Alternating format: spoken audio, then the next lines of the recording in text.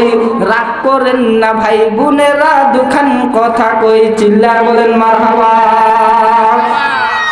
এরকম মহিলা বাংলার জমিনে এখনো আছে না নাই? এ জোরে বলেন আছে না নাই? তাহলে এই নারীদেরকে পর্দা করার দায়িত্ব কি ওই পাড়ার মানুষের নাকি আমাদের? জোরে বলেন কাদের? আমাদেরকে পর্দা করাইতে হবে। এই নারীদের পর্দা না করার কারণে আমাদের ইমানগুলো নষ্ট হয়ে গেল। তারা চোখে দেয় মাস্কারা, যুবকের কামসারা, পরে তারা হাই হিল, যুবকেরা করে কিলকিল, টানা নানা না। এই এলাকার যুবকদের কোথায় জয়লা গেল তোমরা বুঝলা না? নারীর স্বাধীনতার দেশ, সব কিছু শেষ, আমরা কেঁদে কেঁদে মরি।